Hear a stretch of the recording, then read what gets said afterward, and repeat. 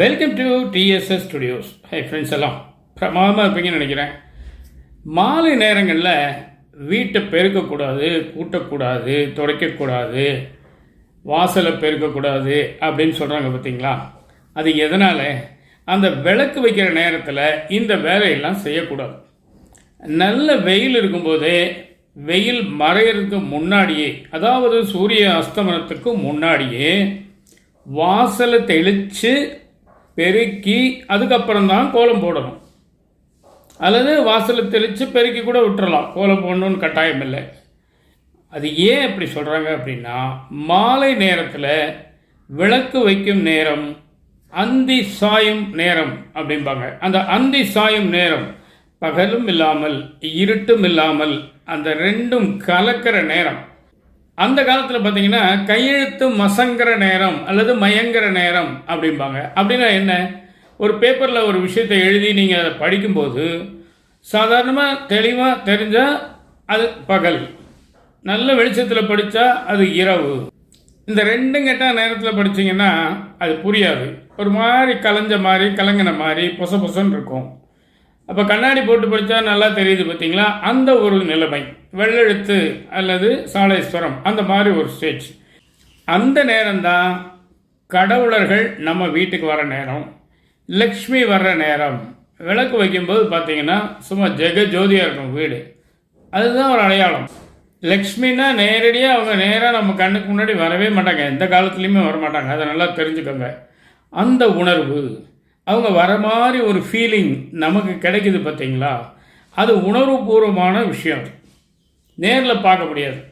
காற்று மேலே படுறதை உணர்றீங்கல்ல, கண்ணில் காட்ட முடியுமா உங்களால்?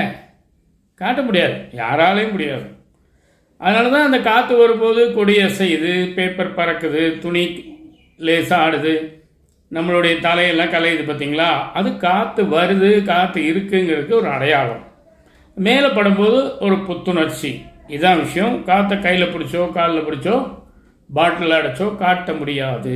அதனால் அந்த மாதிரி ஒரு முக்கியமான நேரத்தில் வாசலை பெருக்கக்கூடாது, வீட்டுக்குள்ளே எங்கேயுமே கூட்டி பெருக்கிட்டு இருக்கக்கூடாது.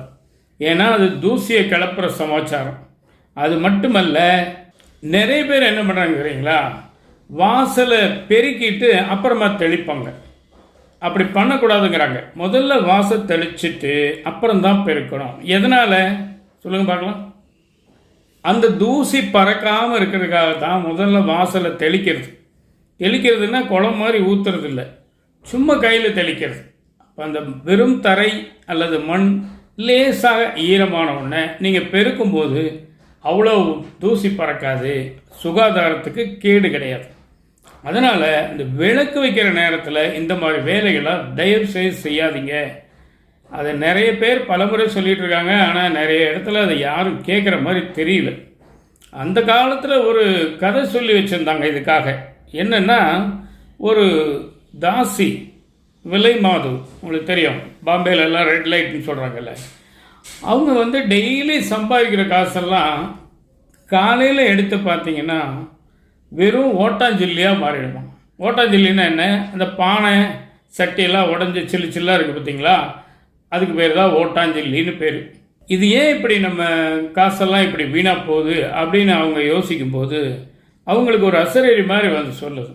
உன்னுடைய தொழில் சாயந்தரம் 6 மணிக்கு மேலே, கரெக்டாக அந்த 6 மணிக்கு தான் நீ தலை சீவி உன்னுடைய முடிகளை சிக்கெடுத்து அதையெல்லாம் அங்கேயே போட்டு சுத்த பத்தமாக நீ தலையெல்லாம் சீவி நல்லா ஒன்றை நீ அலங்கரிச்சுக்கிற.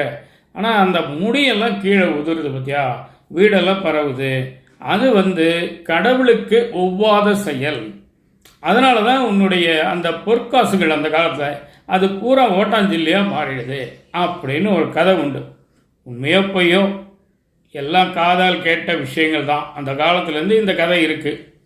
அதுக்கப்புறம்தான் அந்த நேரத்தில் இந்த மாதிரி தலை சீவுறது, வீட்டை பெருக்கிறது, கூட்டுறது, தெளிக்கிறது இதெல்லாம் நிறுத்தின பிறகு அந்த காசுகள் பொற்காசுகளாகவே இருந்ததும், ஓட்டாஞ்சில்லியாக மாறலை. ஏன்னா அந்த மாதிரி ஒரு நேரம், ஒரு அற்புதமான நேரமாகுது. எப்படி காலையில் பிரம்ம முகூர்த்தத்தை பற்றி சொல்கிறாங்க உஸ்தியா, அதே மாதிரி தான் அந்த மாலையும் இரவும் சந்திக்கும் நேரம். சரிங்களா? அந்த மாதிரி ஒரு நேரத்தில் இந்த மாதிரி வேலையை நீங்கள் செய்யாதீங்க. இது தாங்க இன்றைக்கி விஷயம். நிச்சயமாக இந்த விஷயம் உங்களுக்கு பிடிச்சிருக்கும்னு நினைக்கிறேன். உங்கள் கருத்துக்களை எதிர்பார்க்குறேன். மேடம் அடுத்த எபிசோட சந்திப்போமா? அதுவரை உங்களிடம் விடைபெறுவது உங்கள் அன்பன் டி. சண்முக சுந்தரம், போத்தனூர், கோயம்புத்தூர். நன்றி, வணக்கம்.